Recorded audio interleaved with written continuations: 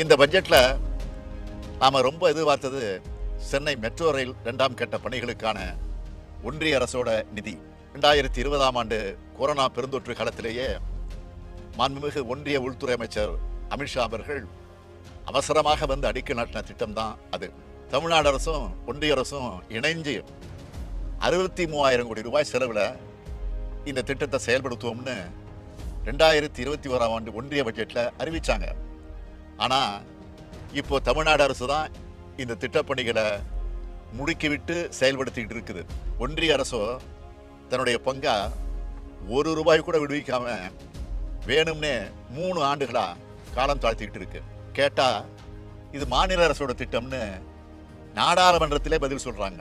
அப்படின்னா ரயில்வே துறையை மாநில அரசுக்கு கொடுத்துடுவாங்களா? கோவை, மதுரை மாநகரங்களில் மெட்ரோ ரயில் திட்டங்களில் செயல்படுத்துறதுக்கான ஒப்புதல் அளிக்கிறத பற்றி மூச்சே விடலை. ஆனால் கடந்த 3 ஆண்டுகளில் இதே ஒன்றிய அரசு நம்ம நகரங்களை விட பல சின்ன நகரங்களுக்கான மெட்ரோ ரயில் திட்டங்களுக்கு ஒப்புதல் அளித்து நிதி உதவியும் வாரி வழங்கியிருக்கு. இது எந்த விதத்தில் நியாயம்?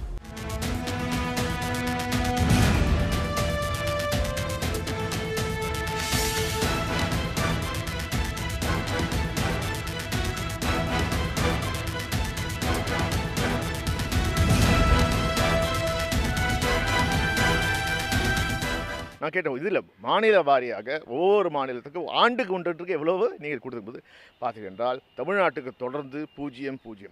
ஆமாம், முதல் கட்ட மெட்ரோ ரயில் திட்டத்திற்கு அப்பொழுது இருந்த யூபிஏ அரசு நிதியை வழங்கியது. ஆனால் அதற்கு பிறகு வந்த மோடி அரசு தமிழ்நாட்டுக்கு எந்த ஒரு நிதியும் ஒதுக்கவில்லை என்பதுதான் உண்மை. இதை நான் சொல்லவில்லை, சொல்றது ஒன்றிய அமைச்சர். தமிழ்நாட்டை வஞ்சிக்க வேண்டாம், தமிழ்நாடுக்கு ஒதுக்க நிதி ஒழுங்காக ஒதுக்குங்கள் என்று மீண்டும் கேட்கிறோம். வணக்கம். இது கேள்விக்களம். பிரதமர் நரேந்திர மோடி அவர்கள் இன்றைக்கு கேரளாவில் வயநாட்டில் நிலச்சரிவால் பாதிக்கப்பட்ட பகுதிகளுக்கு சென்று பார்வையிட்டிருக்கிறார். நடந்தது ஒரு பெரும் துயரம் என்று தன்னுடைய வேதனையை பகிர்ந்திருக்கிறார். கேள்வி என்பது அதை நேஷனல் டிசாஸ்டர், தேசிய பேரிடர் என்று ஒன்றிய அரசு அறிவித்து மறு கட்டமைப்புக்கான பெரும் உதவியை செய்ய போகிறதா இல்லையா என்பதுதான். முன்பு இதே கோரிக்கையை கேரள மாநில முதலமைச்சர் முன்வைத்தார். அந்த கோரிக்கை ஏற்கப்படாத நிலையில் மாநில பேரிடராக அவர்கள் அறிவித்திருக்கிறார்கள். பிரதமருடைய அறிவிப்புக்காக அந்த மாநிலம் மட்டுமல்ல, எல்லா மாநிலங்களும் காத்திருக்கின்றன. தமிழ்நாட்டினுடைய வெள்ளச்சேதத்திற்கு வரலாறு காணாத மழை கடந்த ஆண்டு தமிழ்நாட்டை புரட்டி போட்டது. சென்னை, காஞ்சிபுரம், திருவள்ளூர், செங்கல்பட்டு, தூத்துக்குடி, திருநெல்வேலி என்று 6 மாவட்டங்கள் பாதிக்கப்பட்டன. அவற்றுக்கான வெள்ளச்சேத நிவாரணம் என்பது இன்னமும் மாநில அரசு கேட்ட நிதி தரப்படவில்லை. ஒன்றிய அரசும் எந்த நிதியையும் ஒதுக்கவில்லை. மெட்ரோ ரயில் தொடர்பாக ஒரு புள்ளி விவரம் வெளியாகி பலரையும் அதிர்ச்சிக்கு ஆளாக்கியிருக்கிறது. கடந்த 3 ஆண்டுகளாக கேபினெட், ஒன்றிய அமைச்சரவை இதற்கு ஒப்புதலை தரவில்லை. சென்னை 2ஆம் கட்ட மெட்ரோ திட்டத்திற்கு உள்துறை அமைச்சர் அமித்ஷா அவர்கள் சட்டமன்ற தேர்தலுக்கு முன்பு அடிக்கல் நாட்டினார். நிதியமைச்சர் திருமதி நிர்மலா சீதாராமன் 26,000 கோடியில் சென்னை மெட்ரோ நிறைவேற்றப்படும் என்று 2 ஆண்டுகளுக்கு முன்னால் ஒன்றிய பட்ஜெட்டிலேயே அறிவித்தார். ஆனால் இப்போது அது ஸ்டேட் செக்டார் ப்ராஜெக்டாக நிறைவேற்றப்பட்டு வருவதாக ஒன்றிய அரசு சொல்கிறது. இன்னமும் ஒன்றிய அரசின் பங்கு, நிதி பகிர்வு வரவில்லை.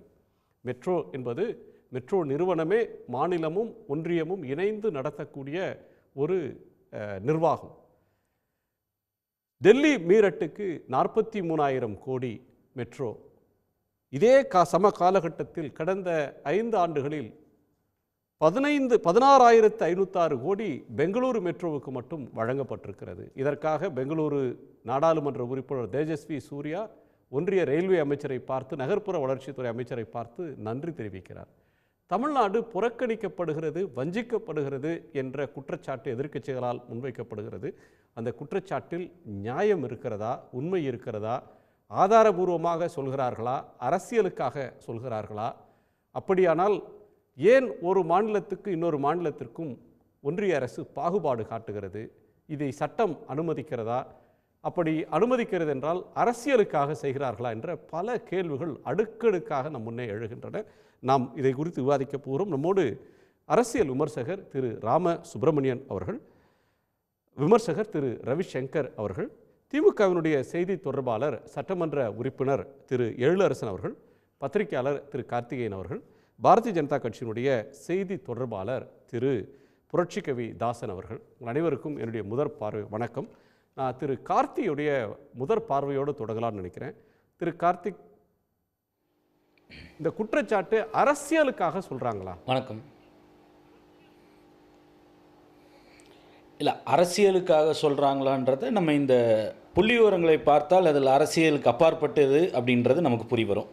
இப்போ நீங்கள் எல்லாவற்றையும் குறிப்பிட்டீங்க. பெங்களூருக்கு எப்படி ஒதுக்கீடு செய்யப்பட்டு இருக்கிறது, உத்தரப்பிரதேசத்தில் அதாவது டெல்லி மீரட் திட்டத்திற்கு எவ்வாறு ஒதுக்கீடு செய்யப்படுகிறது என்பதையெல்லாம் குறிப்பிட்டு சொன்னீங்க. நாம் பேசிக்கொண்டிருக்க வேளையில் அதே பெங்களூரை சேர்ந்த நேற்று அந்த தேஜஸ்வி சூர்யா எம்பி அவர்கள் ஒரு கருத்தை தன்னுடைய சமூக ஊடக பக்கம் எக்ஸ் பக்கத்தில் பதிவிட்டிருக்கார். அதில் அவர் சொல்லக்கூடிய விஷயம், அங்கே கேபினெட்டுடைய எக்கனாமிக் அஃபேர்ஸ் செக்ரட்டரி, அதாவது பொருளாதார கொள்கைகள் விஷயங்களுக்கான செயலாளர்களை சந்தித்து நன்றி தெரிவித்திருக்கார். எதற்காக அப்படின்னா, பெங்களூருடைய 3ஆம் கட்ட மெட்ரோ ரயில் திட்டத்திற்கு கூப்பிட்டு நன்றி தெரிவித்திருக்கிறார். அதே போல் மும்பைக்கு ஒதுக்கீடு செய்ததிலும் மும்பையினுடைய 3ஆம் கட்ட ஃபேஸ் 3 திட்டத்திற்கு லைன் 3 12,598 கோடி ஒதுக்கீடு செய்யப்பட்டது. அதை காட்டிலும் டெல்லி மெட்ரோவிற்கு 10,941 கோடி ஒதுக்கீடு செய்யப்பட்டிருக்கிறது. அதை காட்டிலும் பெங்களூர் மெட்ரோவிற்கு 3rd ஃபேஸுக்கு ஒதுக்கீடு செய்யப்பட்டது அதிகம். இந்த கடந்த 5 ஆண்டுகளில் 16,541 கோடி 46 கோடி என்று பதிவிட்டிருக்கார். அப்போது அந்த 3ஆம் கட்ட திட்டம் இந்த இடங்களிலெல்லாம் செயல்படுத்துவதற்கு ஒதுக்கீடு செய்யப்படுகிறது. இங்கே அதே போல் சென்னையின் நாட்டினுடைய மிக முக்கியமான நகரங்களில் ஒன்று சென்னை. அதே போல் இந்தியாவினுடைய பொருளாதாரத்தில் 2வது இடத்தில் 2வது அளவு பங்கு செலுத்தக்கூடியது, வரி வருவாயிலும் சரி நாட்டினுடைய மொத்த உள்நாட்டு உற்பத்தியிலும் 9% பங்கு அளிக்கக்கூடிய மாநிலம் தமிழ்நாடு. அதில் அதனுடைய தொழில் தலைநகரமாக இருக்கக்கூடிய இடம் சென்னை, அதாவது மாநிலத்தினுடைய தலைநகரம். அங்கு போக்குவரத்து வசதியை மீண்டும் பெருக்க வேண்டும். அங்கே இருக்கக்கூடிய பன்னாட்டு ஒப்பந்தங்களுக்கும் பன்னாட்டு நிறுவனங்கள் வருவதற்கு, அங்கே இருக்கக்கூடிய ஐடி நிறுவனங்களுக்கு அந்த விஸ்தரிப்பு செய்வதற்கெல்லாம் வசதிப்படுத்துவதற்காக ஒரு பெரிய மெட்ரோ திட்டத்தை கமிஷன் செய்து அதற்காக அடுத்த கட்டத்திற்காக கொண்டு செல்ல வேண்டும் என்று ஒரு செகண்ட் பேஸை அனுமதித்து, இன்ஃபேக்ட் இதை தொடங்கி வைத்ததே நவம்பர் 20, 2020 ஒன்றிய உள்துறை அமைச்சர் அமித்ஷா. நீங்களே சொன்னது போல ஒன்றிய நிதியமைச்சர் நிர்மலா சீதாராமன் தான் இதற்கு பட்ஜெட்ல ஒதுக்கீடுன்னு 26,000 கோடி வேற அனௌன்ஸ் பண்றீங்க. இன்று இதை ஒரு மாநில அரசுடைய திட்டம் என்று நிறைவேற்றப்பட்டு வருகிறது. ஒன்றிய அரசு இதுல பணம் தர தேவையில்லை அப்படின்னு ஒரு கருத்தை முன்வைக்கிறாங்களே திடீர்னு. அந்த ஸ்டேட் செக்டார் ப்ராஜெக்ட் என்று மட்டும் சொல்லலை, அதில் இன்னொரு வார்த்தையும் அவர் ரொம்ப சௌகரியமாக குறிப்பிடுகிறார்.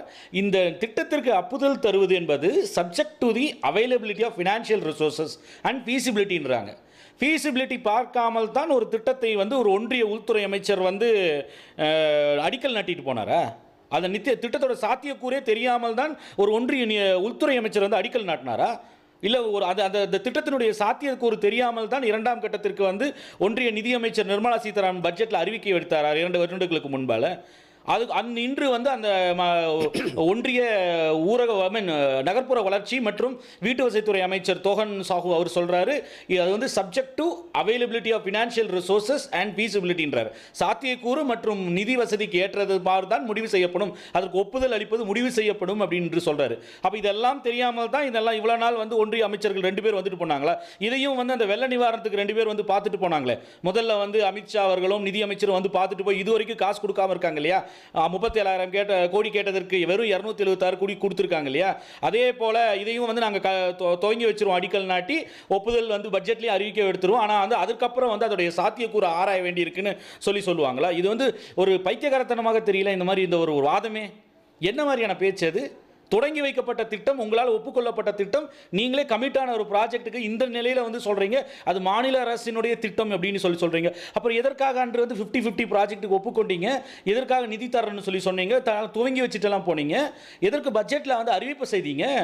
இது வந்து உண்மையிலே வேடிக்கை. இது அப்பட்டமாக இந்த மாநிலத்தில் உங்களுக்கு வாக்குகள் கிடைக்கவில்லை, 40 சீட்டுகளும் பறிபோய் விட்டது, பெரிய தோல்வி வந்து இந்திய அளவில் பெரிய பெற்ற மாநிலம் வந்து தமிழ்நாடு. மாறாக பெங்களூரில் நீங்கள் பெரிய பின்னடைவை சந்தித்த போதும் கூட உங்களுக்கு 18 சீட்டுக்கு மேலே அங்கே வந்து 18 சீட்டு கிடைக்க பெற்றது. 28 18 19 சீட்டு கிடைத்தது. அதற்காக அங்கே 3ஆம் கட்ட திட்டத்திற்கு வந்து உங்களுக்கு ஒப்புதல் தர முடிகிறது. அதற்கு இணையாக வந்து தகவல் தொழில்நுட்பத் துறையில் வந்து பெரிய அளவிற்கு வளர்ந்து வரக்கூடிய மாநிலம் தலைநகரமாக இருக்கக்கூடியது சென்னை. இங்கு ஒரு பெரிய வளர்ச்சி திட்டம், ஒரு போக்குவரத்து திட்டத்திற்கு வந்து நிதி ஒதுக்க சொன்னா, ஏற்கனவே அறிவிக்கப்பட்டு தொடங்கி வைக்கப்பட்ட திட்டத்திற்கு ஒரு மாநில அரசு 21,000 கோடி செலவு பண்ணிருக்குங்க. தமிழ்நாடு அரசு இனி எவ்வளவு பெரிய நிதிச்சுமையில் இருக்கு. முதல்ல ஒரு 9,000 கோடி, அப்புறம் ஒரு 12,000 கோடி, 21,000 கோடி வந்து கடன்களை பெற்று செலவு செஞ்சுட்டு இருக்கு. இந்த நிலையில நீங்க வந்து சொல்றீங்க இதற்கு ஒப்புதல் கொடுக்கறதே கேள்விக்குறின்ற ஒரு கேள்வி எழுப்புறீங்க அப்படின்னா என்ன உங்களுடைய நோக்கம்? அப்ப இந்த அரசு வந்து இந்த திட்டத்தை வந்து பாதியில் கைவிடக்கூடிய நிலையில் தான் நீங்க பேசிட்டு இருக்கீங்க. எப்படி ஒப்புதல் குறித்து இதற்கான ஒப்புதல் கொடுப்பு அப்ரூவல் குறித்து இந்த நிலையில் என்ன கேள்வி எழுப்ப வேண்டிய தேவை இருக்கிறது? அப்போ அப்பட்டமாக இந்த மாநிலத்தை எங்களை வந்து வஞ்சிக்கணும் வேண்டும் அப்படின்ற ஒரு நோக்கோடு தான் வந்து ஒன்றிய அரசினுடைய பதிலே இருக்கிறது பாராளுமன்றத்தில். இது கூட திரு தயாநிதி மாறன் அவர்கள் இந்த கேள்வியை கேட்டு பெறலைன்னா வந்து எந்த அளவுக்கு வந்து இதோட நிலை கூட நமக்கு தெரிஞ்சிருக்காது. ஒன்றிய அரசு இந்த மாதிரி ஒரு மனோநிலையில் இருக்கிறது. இதுவரை வந்து தொடர்ந்து அதுவும் முதலமைச்சர் வந்து நேரிலே சென்ற போது கூட பிரதமர்கிட்ட வலியுறுத்துகிறார், தொடர்ந்து கடிதம் எழுதுகிறார். அமைச்சரவை அமைச்சகம் சார்பாக, துறை சார்பாக தொடர்ந்து வந்து கடித பரிமாற்றங்கள் தொடர்ந்து வலியுறுத்தப்படுகிறது. பாராளுமன்றத்தில் தொடர்ந்து இது குறித்து வலியுறுத்தப்படுகிறது. இன்றுதான் கேள்வி தனிப்பட்ட முறையில் கேட்கப்பட்டதற்கு அப்புறம் ஒரு விரிவான பதில் கிடைத்தாதான் தெரியுது. நீங்க உத்தரப்பிரதேசத்துக்கு இருக்கக்கூடிய திட்டம், நீங்கள் ஆடக்கூடிய உத்தரப்பிரதேசத்திற்கு உங்களால் வந்து இந்த 5 ஆண்டுகளில் ஏறக்குறைய வந்து 55,000 60,000 கோடி ஒதுக்கீடு செய்ய முடிகிறது. 2 வருஷத்தில் மட்டுமே 43,000 கோடி வந்து உங்களால் ஒதுக்க முடியுது. அதே போல நீங்க வந்து ஆளக்கூடிய குஜராத்திற்கு உங்களால் வந்து நிதி ஒதுக்க முடிகிறது, மும்பைக்கு ஒதுக்க முடிகிறது. மகாராஷ்டிரா நீங்கள் கூட்டணி ஆட்சி செய்யக்கூடிய இடங்களுக்கு, ஏன் நீங்கள் எதிர்க்கட்சியாக இருக்கக்கூடிய இடங்களில் வெற்றி வாய்ப்பு கிடைத்ததனால கர்நாடகாவுக்கு கூட ஒதுக்க முடியுது. அங்க நீங்கள் இவரே சொன்னது போல 16,000 கோடி. ஆனால் சீட்டுகள் பெறவில்லை அப்படின்றத ஒரே காரணத்திற்காக தமிழ்நாட்டை ஏன் வஞ்சிக்க வேண்டும்? நிதி ஒதுக்கவில்லைன்றதானே வந்து இதில் அப்பட்டமாக தெரிகிறது. 0 ரூபாய் தொடர்ந்து ஒதுக்கப்பட்டது. ஒரு நிதி சுமையில் இருக்கிற ஒரு மாநிலத்தின் மீது மொத்த திட்டத்தையும் செயல்படுத்தக்கூடிய நெருக்கடியை இந்த அரசு தருகிறது. அரசியல் உள்நோக்கத்தோட தோக்கடிச்சிட்டாங்க தமிழ்நாட்டுக்காரங்க, தமிழ்நாட்டு மக்கள் என்பதற்காக வஞ்சிக்கிறாங்க. ஒப்புக்கொண்ட நிதியை தரல. மெட்ரோ மாதிரியான முக்கியமான ஒரு கட்டமைப்பு, அடிப்படை கட்டமைப்பு திட்டத்தை பாதியிலேயே கைவிட்டணும் அப்படின்னு அந்த அரசாங்கத்தை தூண்டக்கூடிய வகையில் ஒன்றிய அரசினுடைய செயல்பாடு இருக்கு அப்படின்னு திரு கார்த்திகேயன் காட்டமாக விமர்சிக்கிறார். நீங்க என்ன நினைக்கிறீங்க? தமிழ்நாடு பிஜேபி எத்தனையோ கோரிக்கைகளை மாநில அரசை பார்த்து வைக்கிறீங்க, எத்தனையோ விமர்சனங்களை வைக்கிறீங்க. தமிழ்நாட்டு நலனுக்காக டெல்லியில் தமிழ்நாட்டு பிஜேபி பேசுவதில்லை. கர்நாடகா பிஜேபி கேட்குறாங்க, மகாராஷ்டிரா பிஜேபி போய் லாபி பண்ணுறாங்க. ஆனால் தமிழ்நாட்டு பிஜேபி தமிழ்நாட்டு நலனுக்காக எதையும் கேட்டு பெறுவதில்லை அப்படின்ற ஒரு குற்றச்சாட்டும் சேர்ந்தே இருக்கு. ரெண்டுக்கும் உங்கள் பதில்? இந்த விடயத்தில் தமிழ்நாடு பிஜேபி தமிழ்நாட்டின் நலன் சார்ந்து தான் நிற்கிறது, தமிழ்நாட்டு உரிமை சார்ந்து தான் நிற்கிறது, தமிழ்நாட்டுடைய நலத்துக்கும் வளத்துக்கும் ஆதரவாக குரல் கொடுக்கிறது, மத்திய பாஜகவை அழுத்தம் கொடுக்கிறது. இதிலெல்லாம் எந்த ரெண்டாங்கிறதுக்கு இடமில்லைங்க. அதனால் அந்தந்த மாநில பிஜேபி அந்தந்த மாநில நலன்களை பேசுவது போல பார்ப்பது போல தமிழ்நாடும் பிஜேபியும் தமிழ்நாட்டுடைய நலன்களையும் வளங்களையும் பாதுகாக்க தயாராக இருக்கிறது. ஒன்று. அதே மாதிரி நீங்கள் பட்ஜெட் அப்படிங்கிறது வந்துட்டு நல்லா புரிஞ்சுக்கிறோம், அது நிதிநிலை அறிக்கை தான், ஆண்டு நிதிநிலை அறிக்கை தான். அதில் வந்துட்டு துல்லியமான வருவாய் விவரங்கள், துல்லியமான செலவு விவரங்கள், பற்றாக்குறை விவரங்கள், இந்த 3 விஷயங்களும் துல்லியமாக சொல்லப்பட்டிருக்காது. ஒரு இவ்வளவு பற்றாக்குறை ஏற்படலாம், இவ்வளவு வருமானம் வரும், இவ்வளவு செலவு இருக்கும், அதில் இவ்வளோ பற்றாக்குறை இருக்கும், அப்படி இந்த பற்றாக்குறையை எதை வைத்து சரி செய்வார்கள் அப்படிங்கிறது ஓரளவு பொருளாதாரம் படித்தவர்களுக்கு நன்கு தெரியும். அதனால் இதில் தான் அந்த அவைலபிலிட்டி அண்ட் ஃபீசிபிலிட்டி அப்படிங்கிறது வரும். அதாவது கையிருப்புக்கு தகுந்தது மாதிரி, அது மாதிரி சாத்தியக்கூறுகளின் அடிப்படையில் பணத்தை கொடுக்கறது அப்படிங்கிற செக்டார் அந்த இடத்துல தான் வரும். முழுமையாக மத்திய அரசுடைய நிதிநிலை அறிக்கையில் அறிவித்த மத்திய அரசு திட்டத்தையே நிதி நெருக்கடி காரணமாக, பற்றாக்குறை காரணமாக பாதியிலும் அல்லது மெதுவாகவும் நிற்கிற திட்டங்கள் எத்தனையோ இருக்குது. அப்போ அதை சார்ந்து மத்திய அரசுடைய சுமையை புரிஞ்சுக்கணும். ஒரு கடப்பாடு உள்ள குடிமகன் மாநிலத்தின் நலனை மனதிலே வைக்கிற அதே நேரத்தில் மத்திய அரசினுடைய சுமையையும் மனதில் பரிசீலிக்கணும். அதனால் அதாவது மாற்றாந்தாய் மனப்பான்மையோடோ இரண்டாம் தரமாக தமிழ்நாட்டை நடத்த வேண்டும் அப்படிங்கிற எண்ணம் யாருக்கும் கிடையாது. அதை நாங்கள் விட்டு கொடுக்க மாட்டோம். தமிழ்நாட்டில் பிஜேபி திரு புரட்சி கவிதாசன் நல்ல பாயிண்ட்டுக்கு வர்றீங்க. அது தமிழ்நாட்டு நலன் வரும்போது தமிழ்நாட்டு பிஜேபி காம்ப்ரமைஸ் பண்ணிக்காது அப்படின்னு ஒரு பாயிண்ட் சொல்றீங்க. ரெண்டாவதாக ஒன்றிய அரசினுடைய நிதிச்சுமை என்னன்னு பார்க்கணும், அவங்களுக்கு எவ்வளோ பற்றாக்குறை இருக்குன்னு பார்க்கணும், அவங்களுடைய சுமையையும் புரிஞ்சுக்கிட்டு இதை செயல்படுத்தணுன்றீங்க. இதில் குறிப்பாக ஒரு ஸ்கீம் ரெண்டு விஷயத்தை மட்டும் பேசுகிறோம்னா, வெள்ளச்சேதம் வரலாறு காணாத அளவுக்கு நடந்தது தூத்துக்குடி, திருநெல்வேலி, சென்னையை சுற்றி. வெள்ள நிவாரணம் வழங்குவதற்கு மதிப்பீடு செய்வதற்கு, சேதத்தை மதிப்பீடு செய்கிறதுக்கு யூனியன் கவர்மெண்ட்லேருந்து இன்டர் மினிஸ்டீரியல் டீம் ஒன்று அனுப்பிச்சி வச்சாங்க. நிதியமைச்சர் நிர்மலா சீதாராமன் அவர்களே வந்துட்டு போனாங்க. போன பிறகு ₹1 கூட இதற்காக அறிவிக்கலை. என்ன சேதம், என்ன அறிக்கை கொடுத்தாங்க, நீண்டகால அளவில் என்ன இழப்பு அப்படின்னு எதுவுமே இதுவரையிலையும் சொல்லலை. ரெண்டாவது, மெட்ரோ ரயிலுக்கு நீங்கள் சொல்கிறீங்க பட்ஜெட்டில் திருமதி நிர்மலா சீதாராமன் 2 ஆண்டுகளுக்கு முன்னாடி யூனியன் கவர்மெண்ட்டோட பட்ஜெட்டில் சென்னை மெட்ரோவை நிறைவேற்றுவோம், அதாவது சட்டமன்ற தேர்தலுக்கு முன்பு நடந்த பட்ஜெட் பெருமையாக சொன்னாங்க. திரு அமித்ஷா வந்து அறிவித்தார். இப்போ பற்றாக்குறை இருக்குது, சுமை இருக்குது அப்படின்னா அந்த பற்றாக்குறையை சமமாக பகிரணும். சுமை இருக்குன்னா அந்த சுமையை எல்லோருக்கும் பகிர்ந்து வைக்கணும். இப்போ 20,000 கோடி 26,000 கோடி தர வேண்டிய இடத்துல இந்த ஆண்டு 8,000 கோடி தர்றோம், அடுத்த ஆண்டு கூடுதலாக ஒதுக்குறேன் அப்படின்னு சொல்லலாம். எதையுமே செய்யாமல் மற்ற மாநிலங்களுக்கு வாரி வழங்குறீங்க. கர்நாடகாவுக்கு 13,600 கோடி கொடுக்குறீங்க, சென்னை மெட்ரோ ஃபேஸ் 2க்கு ₹1 கூட தரலன்னா அது பற்றாக்குறை பகிர்வு மாதிரி தெரியலையே, வேற ஏதோ மாதிரில தெரியுது. உங்கள் கேள்வி வந்து ரொம்ப காம்ப்ளெக்ஸாக இருக்குது, லென்த்தியாக இருக்குது. அதில் 2-3 கேள்விகள் இருக்குது. நான் 1 by 1 சொல்கிறேன், இடைமறிக்க வேணாம். அது வந்துட்டு முதல்ல வந்துட்டு தமிழகத்தினுடைய வெள்ளச்சேதம் அப்படிங்கிறது வந்துட்டு முதல்ல திட்டவட்டமாக எங்களுக்கு ஏற்பட்ட உயிர் இழப்பு இவ்வளவு, உடைமை இழப்பு இவ்வளவு, அது மாதிரி தொழிற்சாலைகளுடைய மிஷினரிஸ் அம்பத்தூர்லலாம் ஃபுல்லாக முழுமையாக தண்ணி பூந்துருச்சு.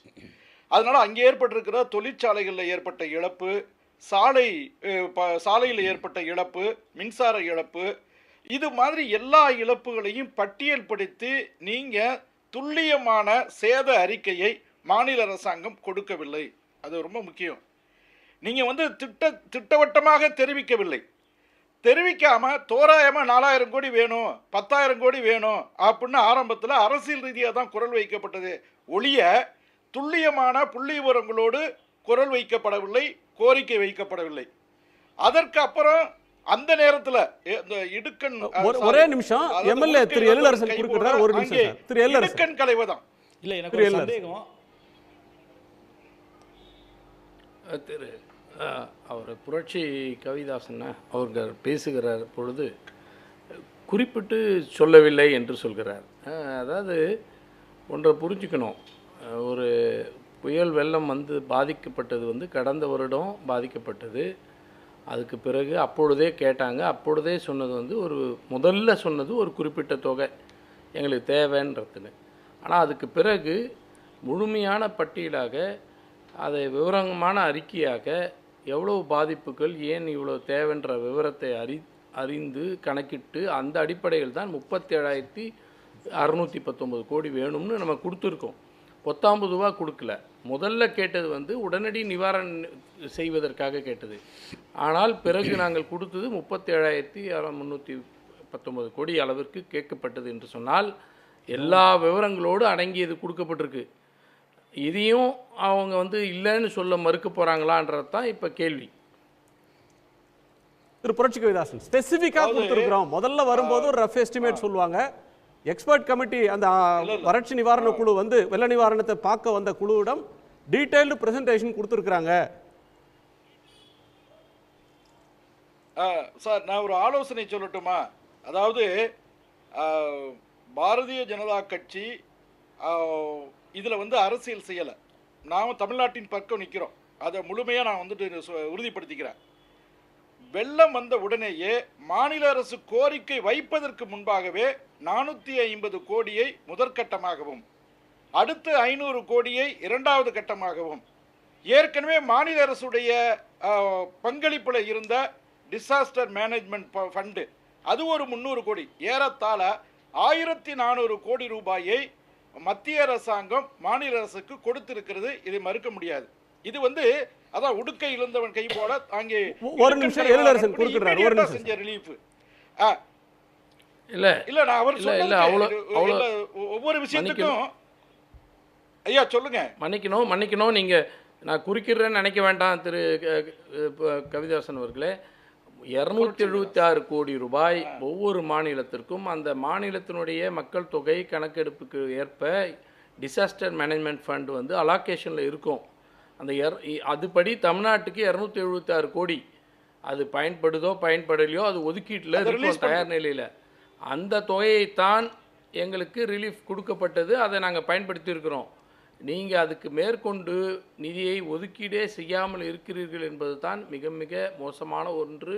எனவே நீங்கள் கூடுதலாக நிதி கொடுத்ததாக சொல்லி எங்களை தமிழ்நாட்டு மக்களுக்கு தவறான தகவலை தர வேண்டாம் என்று கேட்டுக்கொள்கிறேன். நீங்களே நம்ம இல்லை முதலமைச்சரே பகிரங்கமாக பொதுவெளியில் நாங்கள் கேட்டது 37,000 கோடி, ஆனால் நீங்கள் கொடுத்ததோ 500 கோடி, பிறகு 400 கோடி அப்படின்னு முதலமைச்சரே பகிரங்கமாக பல இடங்கள்ல பதிவு பண்ணியிருக்கிறாரு. அதை நீங்க போய் பார்க்கலாம். அதனால மாநில அரசாங்கம் ஒத்துக்கொண்டது 1400 கோடி ரூபாய் மத்திய அரசு கொடுத்திருக்கு. இது யானை பசிக்கு சோளப்பொரி என்று கூட பல பேர் சொல்றாங்க. சோளப்பொரியா அல்லது மேலையா என்பது வேறு விஷயம். ஆனால் நீங்க எடுத்த எடுப்புல இல்ல இல்ல இல்ல இல்ல நீங்க சொல்ற புள்ளிவிவரம் தப்பு சார். நீங்க சொல்ற புள்ளிவிவரம் தப்பு. இல்ல இல்ல இல்ல நீங்க சொல்ற புள்ளிவிவரம் தப்பு. 37,000 கோடி கேட்கப்பட்டதற்கு இதுவரைக்கும் கொடுக்கப்பட்டது 276 கோடி மட்டும்தான் கொடுக்கப்பட்டிருக்கு.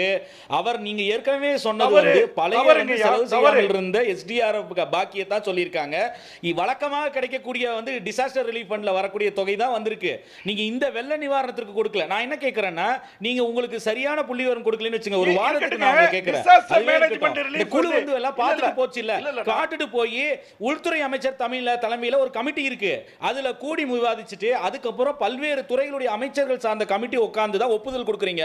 நான் கேட்கிறது நவம்பர்ல வந்த வெள்ளம் வந்துச்சு, நவம்பர் டிசம்பர்ல. இன்று நாம் இருக்கக்கூடியது ஆகஸ்ட். 8 மாசம் ஆச்சுங்க. எத்தனை தடவை உட்கார்ந்து பேசுனீங்க? அந்த கமிட்டி கிளியர் பண்ணிச்சா இல்லையா? அதோட நிலை என்ன? இது வரைக்கும் தமிழ்நாடு கேட்ட தொகையில எவ்வளவு தொகையை நீங்க பரிசீலனை பண்ணிருக்கீங்கன்னு சொல்ல முடியுமா? அதே போல நீங்க சொன்னீங்க நீங்க விலைவாசி எல்லாம் எவ்வளவு ஏறி போச்சு, நிதி இருக்கிறதுக்கு ஏத்த சுமைக்கு ஏத்த மாதிரி தானே கொடுக்க முடியும்னு சொல்லி கேக்குறீங்களே. நீங்க ஒரு புல்லட் ட்ரெயின் ஒரு திட்டத்தை வச்சிருக்கீங்க. ஒரே ஒரு திட்டம் இந்தியாவிற்கு புல்லட் ட்ரெயின் திட்டம் 528 கிலோமீட்டர் அகமதாபாத்ல இருந்து மும்பைக்கு போறதுன்னு மோடி அவருடைய ஊர்ல இருந்து அகமதாபாத்ல இருந்து மும்பைக்கு போறதுன்னு போட்டார். அந்த திட்டத்தோட ப்ரப்போஸ் பண்ணும்போது திட்டத்தோட ரேட் என்ன தெரியுங்களா? 1,08,000 கோடி.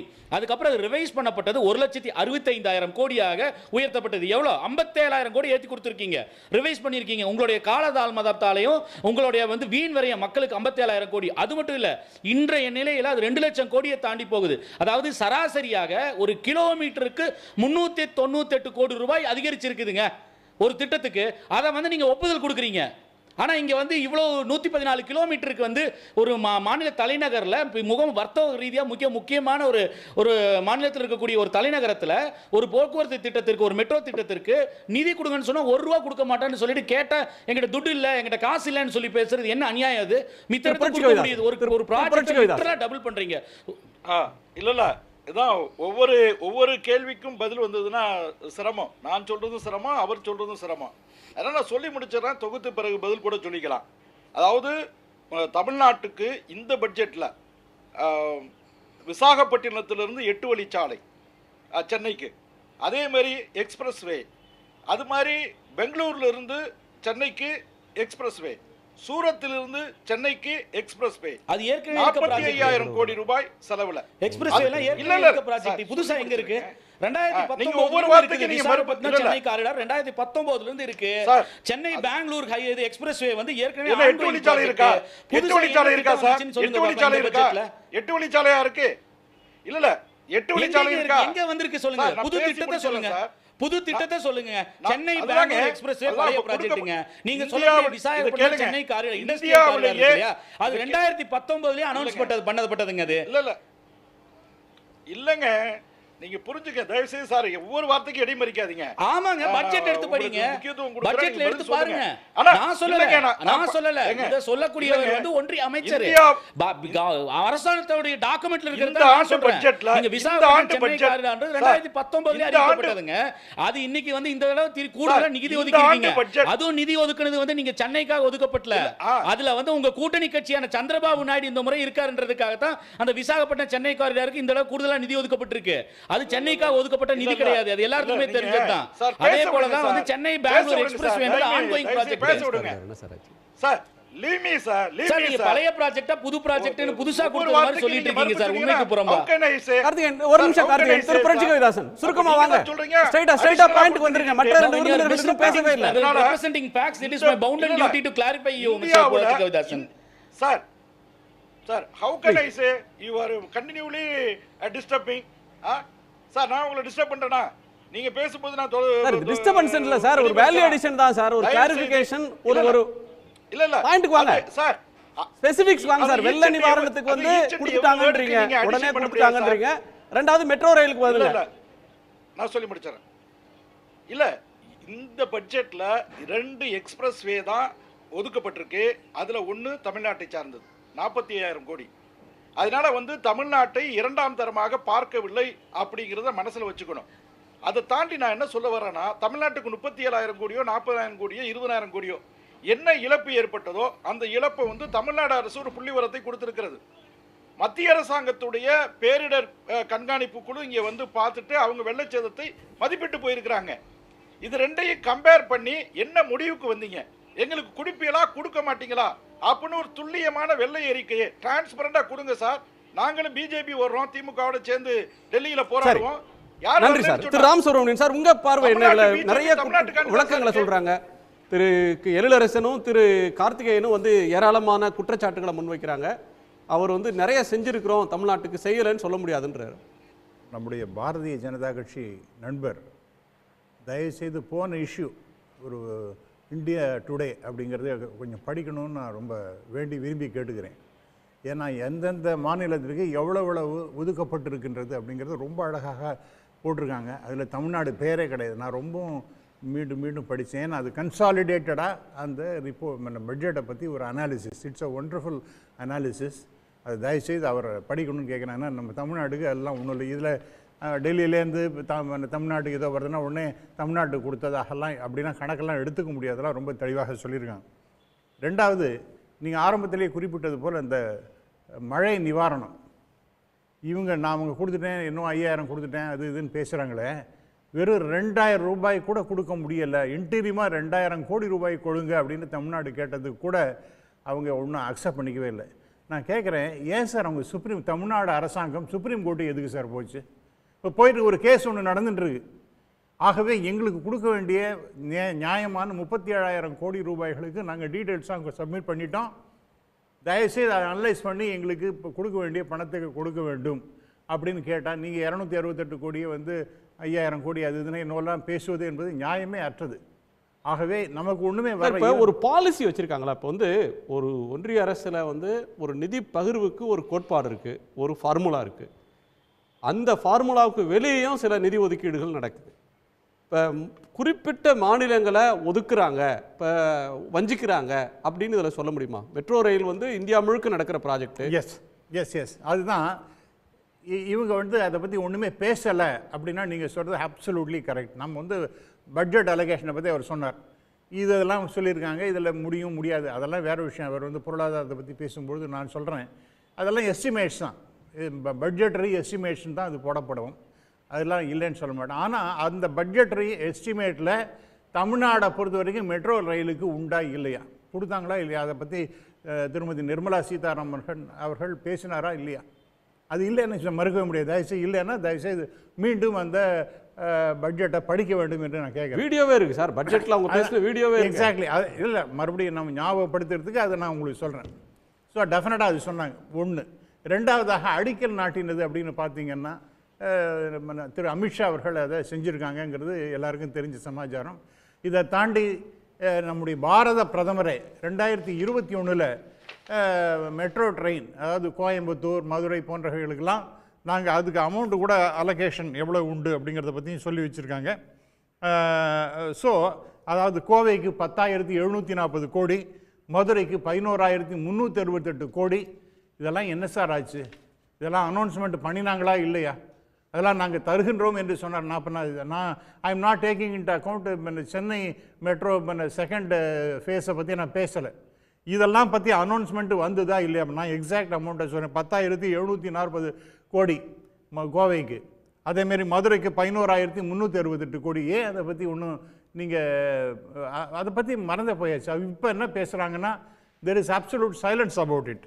ரெண்டாவது, மெட்ரோ இப்போ பேசுவது என்னென்னா, நம்முடைய முதல்வர் அவர்கள் இன்றைக்கி பேசினது சரி, உயர்திரு தயாநிதி மாறன் பார்லிமெண்ட்டில் பேசினதுக்கு கேட்ட கேள்விக்கு அவர் என்ன பதில் சொல்கிறாங்க, நாங்கள் இது கொடுக்க முடியாது, we are not supposed to give any amount for this second metro. அதுக்கு நீங்களாக பார்த்துக்க வேண்டிய, ஏன்னா இது ஸ்டேட் சப்ஜெக்ட்னு. ஏன் சார் 50-50ன்னு ஒரு ஃபார்முலா, அதுக்கு முன்னாடியே நீங்கள் அக்செப்ட் பண்ணிட்டுருக்கீங்க.